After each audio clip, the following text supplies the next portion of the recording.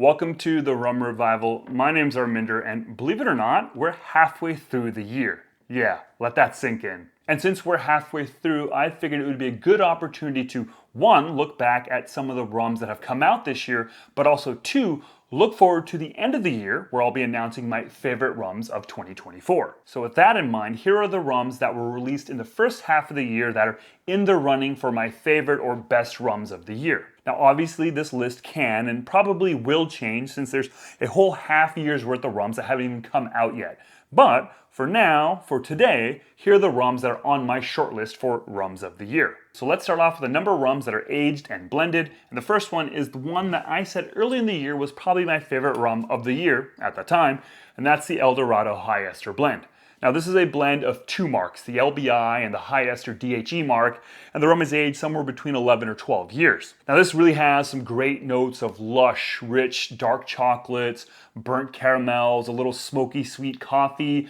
There's also this really nice notes of acidity and minerality to kind of balance out those more richer notes. I think since it's come out, it's probably become less the case that it's my favorite rum of the year, given that so many other great rums have come out so far. But I still really love this rum. And as I said in my video review of it, if you're coming to this rum with expectations of this being a high ester rum in the vein of high ester Jamaican rums, then I think you're gonna be disappointed. This is not a big, bold, intense rum like a Rum Fire, for example. But if you take it for what it actually is, a higher proof Demerara rum that very much plays in the flavor profile of El Dorado 15, then I think this is really great stuff. Now, since putting out that video, I've had this rum a lot, and the one other way that I've really come to enjoy this rum is in a Mai Tai. And not even like blended in with a little bit of Jamaican rum, just 100% this Demerara rum. Probably too expensive to make it like a regular thing, but I gotta tell you, man, it makes for a delicious,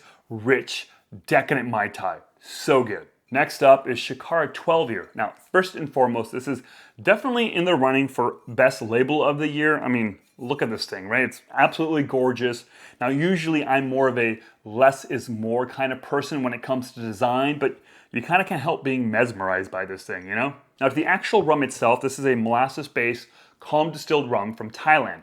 And frankly, this might be the most drinkable rum on my shortlist right now. It's bottled at 45.7% ABV, and I think it's the perfect ABV for this rum. It's simultaneously crushable and yet has tons and tons of flavor. These lovely notes of like salted caramel, figs, cherry cola, and something like a licorice or absinthe note. I think I said in my review that it's like the best of both worlds in terms of all that flavor that you can really lean into and analyze and obsess over, or you can kind of just lean back and not really think about it too much. Like it doesn't really force you to kind of pay attention to it with all these big, bold, intense notes. And it makes for a super drinkable rum old fashioned. Seriously.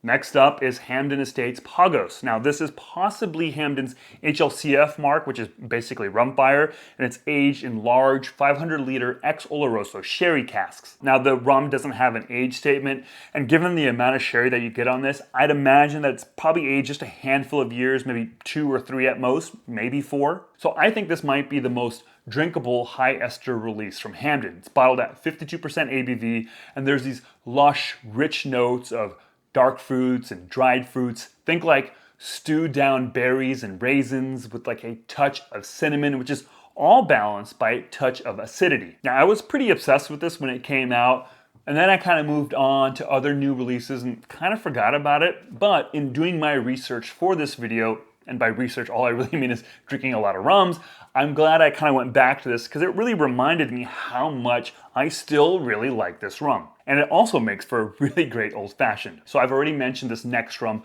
a few weeks back, so I won't spend too much time on it, but it's Alambique Serrano Blend Number 5. Now this is an exclusive bottling for Prizefighter Bar and Bottle Shop out in Emeryville, California. It's an aged cane juice rum from Oaxaca, and it's equal parts a blend of a pot still and a calm distilled rum.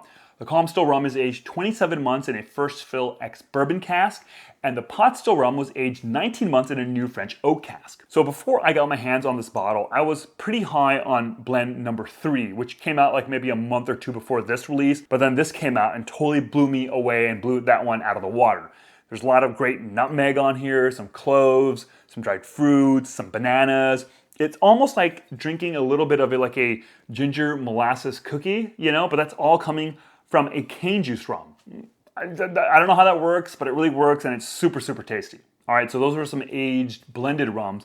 Now let's move on to the unaged side of things with the Raising Glass's Kyrie release, or Kiri, however it's pronounced. So this was made from cane juice from Vietnam that was frozen and then shipped to the Netherlands where it was unfrozen, fermented, and then pot distilled by Rummy Club Distillery. Now unfortunately, Rummy Club did close down a few months back. Now this was bottled at 61.3% ABV. I like to add a little bit of water to this and you end up this really nice, soft, gentle note of like soft, green banana, some cane sweetness, and there's like a little bit of savoriness there as well. Lots of really interesting flavors while still being super drinkable with some water. The next unaged rum is another one from Raising Glasses. It's the Pale Ace Fury. Now this is a Grand Arome from La Gallienne Distillery in Martinique. This is made from molasses, it's column distilled, and it goes through a very long fermentation, creating all sorts of like big, bold flavors. Now if you've tried the Holmes Key Grand Arome from Reunion Island and felt like that was maybe too intense for you, then I think you should give this a shot.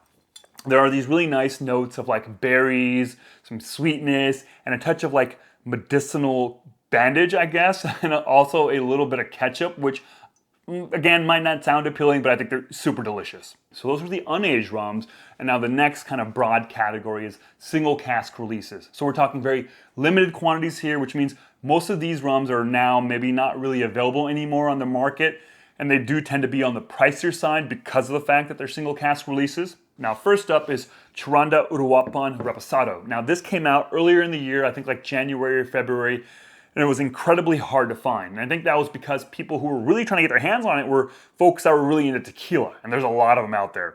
And the reason for that is this was actually aged in an ex-Fortaleza tequila cask. Now if you're not familiar, Fortaleza is a fantastic tequila and also probably the hottest brand in that category. Now besides the cask, the other thing that makes this really interesting is that it's a single cane varietal release. Now the main core Chiranda Uruapan releases, those are a blend of 4 to 5 different varietals, and this is made from the Caña Mexicana varietal.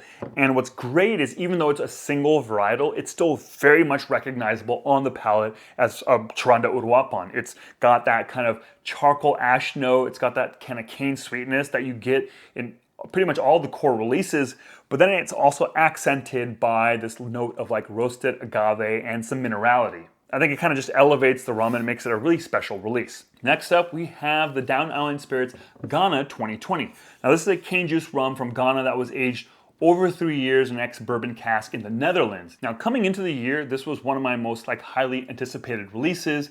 And not only did it not disappoint, it actually went beyond my expectations. Honestly, for like lack of a better word, it's just so damn tasty. Like it has like this really delicious underripe banana note, but not like banana in terms of like Jamaican funk, just like green banana, green cane note that I always love in my cane juice rums.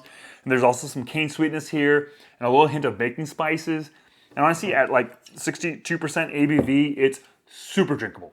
And the last single cask release that I'm really big on this year is another Down Island Spirits release. It's the Jamaica HD 2014. Now this is Hamden's Diamond H mark, which is like one up from the HLCF or Rum Fire in terms of ester count, and it was aged a total of 10 years.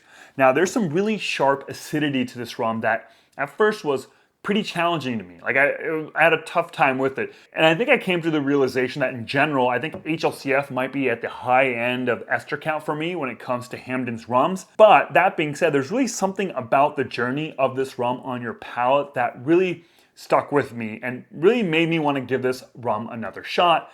And I'm so glad I did. Up front, this thing has lots of industrial notes and a lot of acidity. And in between those two notes, you get this like really wild pop of mango. And that all kind of gets soothed out by some barrel notes and some really nice baking spice notes. And it kind of really ends on this really kind of comforting experience on the palate, which makes you want to have another sip. Really, I think this is one of the most kind of memorable Jamaican rums I've had in a very long time. Now, on a whim, I used this to make a Mai Tai, and my God, it was like this big, bold, punchy, intense Mai Tai. Maybe not like a everyday kind of Mai Tai, but really, I thought it was one hell of a drink. Okay, so those are my front runners for rums of the year to date. And what I'd love to know is, what are your front runners? What are some rums that you think are gonna be the best rums of this year or your favorite rums of this year? Let me know by leaving a comment down below. Now, if you're interested in checking out some exclusive behind the scenes content and first impressions videos where I try rum for the very first time and give you my gut reaction to it, then consider checking out and supporting me on Patreon. I have tons of content there that I think you'll really like. Thanks so much for watching. Catch you next time. Cheers.